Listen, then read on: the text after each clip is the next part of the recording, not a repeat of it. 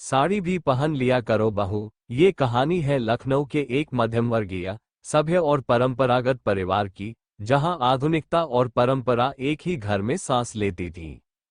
घर के मुखिया थे श्री ब्रजमोहन तिवारी, जो रेलवे से रिटायर हो चुके थे, और उनकी धर्मपत्नी श्रीमती शारदा तिवारी, संस्कारों की पक्की, साड़ी पहनने वाली, हमेशा मांग में सिंदूर, हाथों में चूड़ियां और माथे पर बड़ी सी बिंदी वाली महिला। उनके बेटे अर्जुन ने एमबीए करके एक मल्टीनेशनल कंपनी में नौकरी पकड़ ली थी और वहीं काम करते हुए उसकी मुलाकात हुई नेहा से, एक तेज तर्रार, मॉडर्न लेकिन संस्कारी लड़की से।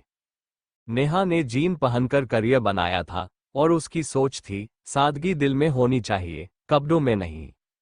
जब अर्जुन ने घर पर नेहा की बात की तो ब्रजमोहन जी थोड़े चुप रहे, लेकिन शारदा जी ने कहा, लड़की अच्छे घर की हो, संस्कारी हो तो मंजूर है, पर शादी के बाद हमारी परंपराओं को भी निभाना होगा। शादी धूमधाम से हुई। नेहा साड़ी में बहुत सुंदर लगी। सासू माँ के गले लगी तो उन्होंने धीरे से कहा, बहू, अब ये घर तुम्हारा है, सिर्फ आधुनिकता नहीं, थोड़ी परंपरा भी निभानी होती है। नेहा मुस्कुराए, लेकिन अंदर से थोड़ी असहज भी थी। उसने खुद से वादा किया, मैं सब निभाऊंगी, पर अपनी पहचान खोकर नहीं।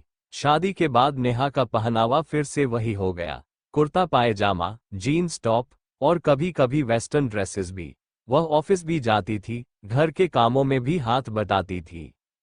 पर शारदा तिवारी जी को ये बात खलती थी। कभी वह ताना मारती, आजकल की बहुएं तो चूड़ी बिंदी पहनने में शर्माती है। कभी कहती, कम से कम त्योहारों पर तो साड़ी पहन लिया करो बहू। नेहा मुस्कराकर टाल देती, लेकिन अर्जुन समझता था कि ये बातें नेहा को भीतर ही भीतर चोट पहुंचा रही थीं।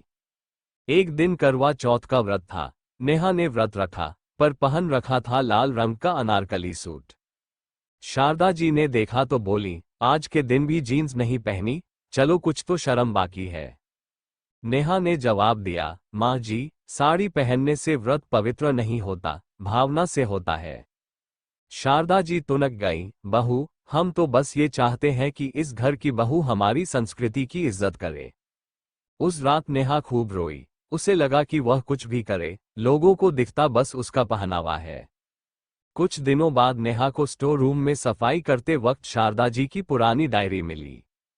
डायरी में लिखा था, आज पहली बार सासू माँ ने कहा, ये घूंघट थोड़ी और नीचे करो। मन में सवाल आया, क्यों, क्या मेरा चेहरा गुनाह है? पर जवाब देना मना था। नेहा पढ़ती गई। सासू माँ भी कभी आधुनिक सोच वाली लड़की थीं, जिन्हें घूंघट, साड़ी, परंपरा के नाम पर बहुत कुछ सहना पड़ा था।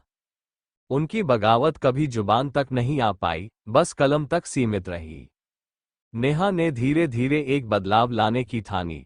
हर त्योहार पर वो साड़ी पहनने लगी, पर अपनी स्टाइल में, हल्के रंग, सिल्क के साथ सुंदर ज्वेलरी। कभी सास के साथ मंदिर जाती तो उन्हें बांह पकड़कर साथ ले जाती। एक दिन मोहल्ले की महिलाएं कहने लगी, तिवारी जी की बहू तो बड़ी स्मार्ट है, साड़ी भी पहनती है और ऑफिस भी जाती है। शारदा जी ने मुस्कुराकर कहा, अब मेरी बहू सब समझती है और मुझे भी बहुत कुछ सिखा गई है। नेहा और शारदा अब एक दूसरे की सबसे अच्छी सहेलियां बन चुकी थीं। नेहा ने सासू माँ के लिए फेसबुक अकाउंट बना दिया, जहां शारदा जी अपनी रेसिपीज और साड़ी लुक्स पोस्ट करती थीं। लोग उन्हें संस्कार वाली सास कहने लगे। नेहा ने अपनी डायरी में लिखा, साड़ी पहनने में कोई बुराई नहीं, पर जब वो जबरदस्ती पहनाई जाए तो संस्कृति नहीं, संकोच बन जाती है। सासू माँ ने मुझे परंपरा की अहमियत सिखाई और मैंने उन्हें आधुनिकता की गरिमा। परंपरा और आधुनिकता दो दुश्मन नहीं, बल्कि एक ही परिवार के दो समझदार सदस्य हैं, जो जब एक दूसरे को समझते हैं तो घर को स्वर्ग बना देते हैं। साड़ी पहनना गर्व की बात है, लेकिन तभी जब वह आपकी पसंद बने, बोझ नहीं।